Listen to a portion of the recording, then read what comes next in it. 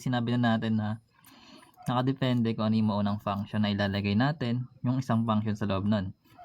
So let's say meron tayong number 1, f of x which is equal sa x squared.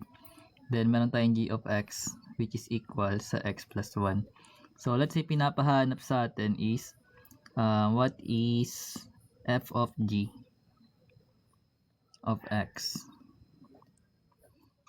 So ang ginagawa kasi dito guys, kung ano yung unang function na nakalagay, pwede mo siya i-copy. Like, di ba yung function na nandito is f, yung nauna. So yung function na yun is x squared. Then galing dito, ilalagay mo na yung function na g of x sa variable x mo doon. So ibig sabihin magkakaroon ka ng x plus 1, then naka-squared yun. Kasi itong x natin guys, pinalitan natin siya ng function ng g na x plus 1. So in this case, pwede mo to expand. So yung x plus 1 times x plus 1 yan. Kasi dalawa silang x plus 1. So FOIL method na lang yun. Magkakaroon tayo ng x squared plus 2x plus 1. So FOIL method na gamitin. Ayun, magiging sagot. Kasi yun. My turn.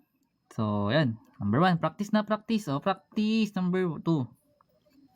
Let's say meron tayong f of x equals 2x. Then g of x which is equal sa x plus 4. Then hanapin natin guys yung number 2.1. Find f of g of 3. Ano yung gagawin? So di ba yung g of x natin that is x plus 4. So which means kapag pinlag natin yung 3 natin dito sa g of x, magkakaroon tayo ng 7. So bali magkakaroon tayo ng pwede nating f of 7 na siya. Kasi yung function ng g of 3 natin is 7 na. So ngayon, magkakaroon tayo ng 2x doon. Wherein yung x natin, pabalitan natin ng 7. So magkakaroon tayo ng 2 times 7 which is equal to 14. Pero pwede rin ganito yung format. Na unahin mo yung 2x, then lagay mo yung x sa x plus 4 sa x, then tsaka may evaluate sa 3. Ganito gagawin natin syempre. O number 2.2. 2.2. Hindi, basta ganun lang yun.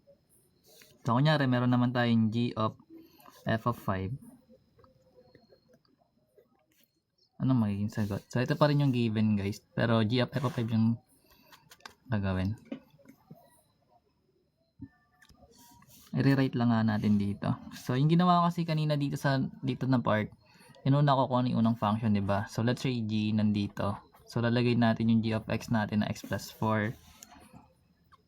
X plus 4. Then sa x natin guys, papalitan natin siya ng f which is 2x. So ibig sabihin magkakaroon tayo ng yung x natin gagawin natin 2x, then plus 4. Then tsaka natin i-evaluate. So magkakaroon tayo ng 2 times 5 plus 4. So 2 times 5 is 10. Then plus 4 magiging 14. Do kahit anong method pwede mong gawin dun.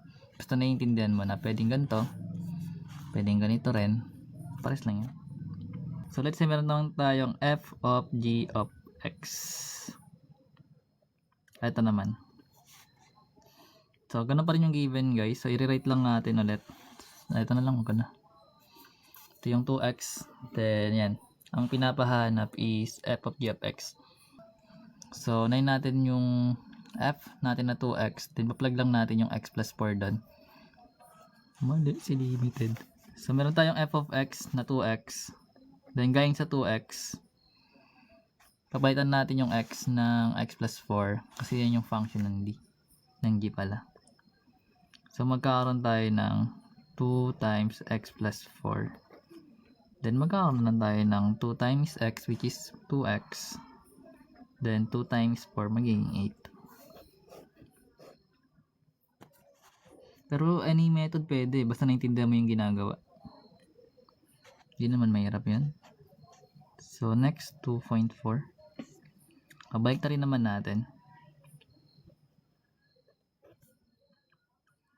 So, kapag naman meron tayong g of f of x, ganun pa rin gagawin. Basta alam mo yung function na nauna, then ipa-plug mo dun yung next na function, yung nasa loob. So, in this case, nauna yung g natin, which is yung x plus 4. Copy mo lang. Then, plug mo sa x yung function ng f of x mo, which is 2x. So, magkakaroon ka ng 2x plus 4. Itong x, ginawa natin siyang 2x kasi siya yung function ng f natin. Madali lang yun, guys. Last, number 2.5. f of 2. Wala, bangin ang sulat. Ano. Yan. Yan. Meron tayong f of 2. Ang sagot. Ito yung function natin, guys, no? Hindi natin papakailaman yung g. Sabig sabihin, ito lang kukunin natin yung 2x. So, copy natin yung 2x. Then, yung x, papalitan ulit natin siya ng 2x. Kasi yung sa loob natin is f pa din, di ba? So, magkakaroon siya ng 2. Then, yung x gagawin ulit 2x. Then, magkakaroon tayo ng 2 times 2x, which is 4x. Then, tsaka natin ipa-plug yung 2 doon sa x. 4 times 2 magiging 8. Hindi ko alam kung naintindihan niya. Pero ganun siya ginagawa.